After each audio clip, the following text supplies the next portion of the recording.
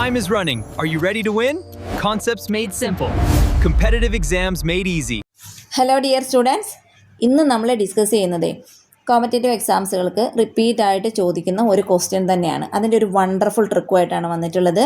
ഏത് രൂപത്തിൽ ചോദിച്ചാലും ഇത് ഉപയോഗിച്ച് നിങ്ങൾക്ക് പെട്ടെന്ന് ആൻസർ കണ്ടുപിടിക്കാം. ഇൻഇക്വാലിറ്റി സോൾവ് ചെയ്യുക. ഓക്കെ, അതിനൊരു എക്സാമ്പിൾ ഒരു ക്വസ്റ്റ്യൻ ഞാനിവിടെ തന്നിട്ടുണ്ട്. അത് നമുക്കൊന്ന് സോൾവ് ചെയ്യുന്നത് നോക്കാം. ക്വസ്റ്റ്യൻ ഇതാണ്: x-3 × x+3 / x-5 > or = 0. മക്കളെ, ആദ്യമേ ക്വസ്റ്റ്യൻ കണ്ടു. ഇനി ചെയ്യേണ്ട എന്താണെന്ന് വെച്ചാൽ ഒരു നമ്പർ ലൈൻ അങ്ങ് വരയ്ക്കുക, എന്നിട്ട് അതൊന്ന് മാർക്ക് ചെയ്യാം. Infinity, minus infinity, infinity. Okay, second step. ഈ ഇൻഇക്വാലിറ്റി തന്ന ഈ ക്വസ്റ്റ്യനിലെ ലീനിയർ ഫാക്ടേഴ്സ് ഞാനൊന്ന് എടുത്തിടുന്നു. ഏതൊക്കെയാണ്? x-1, x+3, x-5. ഇത് ഇത്രയല്ലേ ഇതിനകത്ത് ലീനിയർ ഫാക്ടേഴ്സ്. ഇതെന്താവണം? 0 ആവണം. ഇത് 0 ആവണമെങ്കിൽ എന്ത് ചെയ്യണം? എക്സിന് നമ്മൾ ചില വാല്യൂസ് കൊടുക്കണം, അല്ലേ? എക്സിന് ഏതെങ്കിലുമൊക്കെ വാല്യൂസ് കൊടുത്താൽ എന്താകും? ഈ ഫാക്ടേഴ്സ് 0 ആകും. അപ്പം മക്കളെ, ഇവിടെ എക്സിന് ഞാൻ 1 എന്ന് കൊടുക്കുന്നു. നോക്കിക്കേ, 1 - 1 0 ആയില്ലേ? ഇവിടെ എക്സിന് ഞാൻ -3 എന്ന് കൊടുക്കുന്നു. അപ്പം -3 + 3 0 ആയില്ലേ? ഇവിടെ എക്സിന് ഞാൻ 5 എന്ന് കൊടുക്കുന്നു. അപ്പം 5 - 5 0 ആയില്ലേ? അപ്പോൾ ഏതൊക്കെയാണ്? 1, -3, 5. ഇത് ഞാൻ നമ്മുടെ നമ്പർ ലൈനിൽ ഈ വാല്യൂസിനെ കൊടുക്കണം. അപ്പം നമ്മൾ കറക്റ്റായിട്ട് കൊടുക്കണം കേട്ടോ. എങ്ങനെ കൊടുക്കുക? അതായത് റൈറ്റിലേക്കെല്ലാം പോസിറ്റീവ് നമ്പേഴ്സ് അല്ലേ വരിക നമ്പർ ലൈനിൽ. അപ്പോൾ 5, പിന്നെ ഇവിടുത്തെ പോസിറ്റീവ് നമ്പർ ഏതാണ്? 1, അടുത്തത് -3 അല്ലേ? അപ്പോൾ അത് ഇങ്ങോട്ട് കൊടുത്തു. ഇപ്പം നോക്കിയേ, ഈ നമ്പർ ലൈനിൽ ഞാൻ ഈ വാല്യൂസ് അടയാളപ്പെടുത്തിയപ്പോൾ നമുക്കിത് 4 ഇൻ്റർവലായിട്ട് മാറി, അല്ലേ? അതായത് -∞ തൊട്ട് 3 വരെ ഒരു ഇൻ്റർവൽ ഫസ്റ്റ്, അടുത്തത് -3 തൊട്ട് 1 വരെ സെക്കൻഡ്, അല്ലേ? അടുത്തത് എന്താണ്? 1 തൊട്ട് 5 വരെ അടുത്തത്, അപ്പോൾ അത് തേർഡ്.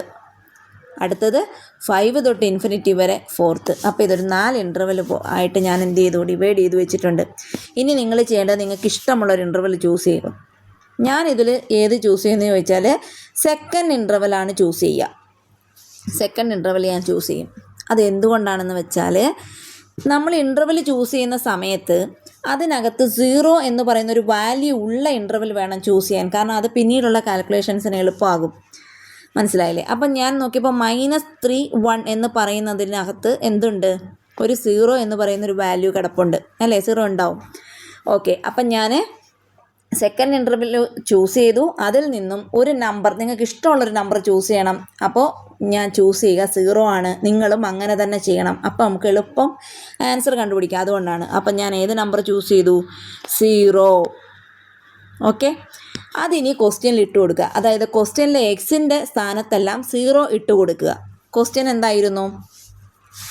x-1 × x+3 / x-5 > 0. ഇതിൽ എക്സിൻ്റെ സ്ഥാനത്തെല്ലാം ഞാൻ എന്തിട്ട് കൊടുത്തു? 0 ഇട്ട് കൊടുക്കുന്നു. അപ്പോൾ എന്താ വരിക? 0 - 1 എന്ത് വരും? -1. 0 + 3 എന്ത് വരും? 3. 0 - 5 എന്ത് വരും? -5 > 0. അതായത് -3 / -5 എന്ന് പറഞ്ഞാൽ 3/5 ആണല്ലോ. 3/5 എന്ന് പറയുന്നത് > 0. ഇത് കറക്റ്റ് ആണോ? 3/5 > 0 ആണ്. ആണല്ലോ, അല്ലേ? അപ്പോൾ എന്താ? അതായത് രണ്ടാമത്തെ ഇൻ്റർവെലിൽ നിന്നും നമ്മളൊരു നമ്പർ എടുത്തപ്പോൾ അത് എന്ത് ചെയ്തു? ഈ ഇൻഇക്വാലിറ്റിക്ക് സാറ്റിസ്ഫൈ ചെയ്യുന്നു. അങ്ങനെയല്ലേ? അപ്പം രണ്ടാമത്തെ നമ്പർ ലൈനിൽ നിന്നും രണ്ടാമത്തെ ഇൻ്റർവെലിൽ നിന്നും ഒരു നമ്പർ നമ്മൾ ചൂസ് ചെയ്തപ്പോൾ ഈ ഇൻഇക്വാലിറ്റി അത് സാറ്റിസ്ഫൈ ചെയ്തു. അതായത് തന്നിരിക്കുന്ന ഇൻഇക്വാലിറ്റിയിൽ അത് കറക്റ്റാണ്. അപ്പം ഇനി മനസ്സിലാക്കേണ്ട ഒരു കാര്യം, നമ്മളൊരു ഇൻ്റർവെല്ലിൽ സൊല്യൂഷൻ ഉണ്ടെങ്കിൽ അതിന് തൊട്ടടുത്തുള്ള ഇൻ്റർവെല്ലിൽ സൊല്യൂഷൻ ഉണ്ടാവില്ല. അതായത് ഈ സെക്കൻഡ് ഇൻ്റർവെല്ലിൽ സൊല്യൂഷൻ ഉണ്ടായിരുന്നു. അങ്ങനെയെങ്കിൽ അതിന് തൊട്ടടുത്തുള്ളതിനകത്തൊന്നും സൊല്യൂഷൻ ഉണ്ടാവില്ല. അതായത് ആൾട്ടർനേറ്റീവായിട്ടായിരിക്കും ഇത് പോകുന്നത്. ഇതിൻ്റെ തൊട്ടടുത്തുള്ള ഇതിൽ സൊല്യൂഷൻ ഉണ്ടാവില്ല, അതിനടുത്തതിൽ സൊല്യൂഷൻ ഉണ്ടാകും, ഇതിൽ സൊല്യൂഷൻ ഉണ്ടാവില്ല. മനസ്സിലായില്ലേ? ആൾട്ടർനേറ്റീവായിട്ടായിരിക്കും പോകുന്നത്. അപ്പം അതിനർത്ഥം ഇപ്പം എന്താ മനസ്സിലായി നിങ്ങൾക്ക്? ഇതിൽ സൊല്യൂഷൻ ഉണ്ടെങ്കിൽ -∞ തൊട്ട് -3 ഉള്ളതിനകത്ത് സൊല്യൂഷൻ ഇല്ല. അപ്പം -3 തൊട്ട് 1 വരെ ഉള്ളതിൽ സൊല്യൂഷൻ ഉണ്ട്. അടുത്ത 1 തൊട്ട് 5 വരെ ഉള്ളതിൽ സൊല്യൂഷൻ ഇല്ല. അടുത്തത് എന്താ? 5 തൊട്ട് ∞ വരെ ഉള്ളതിൽ സൊല്യൂഷൻ ഉണ്ട്. അപ്പം നമുക്ക് എന്ത് കിട്ടി ആൻസർ? ഓപ്ഷൻ എ ആൻസർ കിട്ടി. മനസ്സിലായോ? സിമ്പിളല്ലേ? ഇത് ഇത്രയും ഇങ്ങനെയൊന്നും വേണ്ട. അറിയാവുന്ന ഒരാൾ എന്താ ചെയ്യുക? ആദ്യമേ നമ്പർ ലൈൻ വരയ്ക്കും. നമ്മുടെ ക്വസ്റ്റ്യനിലെ ഫാക്ടേഴ്സ്, ഓരോ ഫാക്ടേഴ്സിനും 0 കിട്ടണമെങ്കിൽ എന്ത് ചെയ്യണം എന്ന് നോക്കും. ആ നമ്പേഴ്സ് കണ്ടുപിടിക്കും. അതിനെ നമ്പർ ലൈനിലേക്ക് കൊടുക്കുന്നു സിമ്പിളായിട്ട്. എന്നിട്ട് എന്ത് ചെയ്യണം? ഒരു ഇൻ്റർവൽ ചൂസ് ചെയ്യണം. ആ ഇൻ്റർവൽ ചൂസ് ചെയ്യുമ്പോൾ 0 ഉള്ള ഒരു ഇൻ്റർവൽ ചൂസ് ചെയ്താൽ നമുക്ക് ക്വസ്റ്റ്യനിൽ ആ 0 അപ്ലൈ ചെയ്താൽ മതി. എക്സിനെല്ലാം എന്തോ നമ്മൾ അപ്ലൈ ചെയ്തു? 0 അപ്ലൈ ചെയ്തു. മനസ്സിലായില്ലേ? അത്രയേ ഉള്ളൂ. അപ്പോൾ നമുക്ക് ആൻസർ കിട്ടിക്കഴിയും. ഓക്കെ? കാരണം അത് സാറ്റിസ്ഫൈ ചെയ്ത് കഴിഞ്ഞാൽ ആ ഇൻ്റർവെല്ലിൻ്റെ തൊട്ട് മുമ്പത്തെ ഇൻ്റർവെല്ലിൽ എന്തുണ്ടാവില്ല? സൊല്യൂഷൻ ഉണ്ടാവില്ല. അതിനടുത്തേലുണ്ടാവില്ല. അതിനടുത്തേലുണ്ടാവും. ആൾട്ടർനേറ്റീവായിട്ട് പോകും. മനസ്സിലായോ? അപ്പോൾ നിങ്ങളൊരു എക്സാമ്പിൾ എടുത്ത് നോക്കുക. നിങ്ങൾ ക്വസ്റ്റ്യൻ പേപ്പർ നോക്കുക. ഇതിനകത്ത് ഞാൻ എന്തായാലും ഒരു എക്സാമ്പിൾ ഞാൻ അടുത്തത് തരും. അത് നിങ്ങളൊന്ന് സോൾവ് ചെയ്യാൻ നോക്കുക. ഏത് ക്വസ്റ്റ്യൻ തന്നാലും നിങ്ങൾക്ക് ഇതുപോലെ എന്ത് ചെയ്യാൻ പറ്റും? ആൻസർ പെട്ടെന്ന് കണ്ടുപിടിക്കാൻ പറ്റും. ഓക്കെ?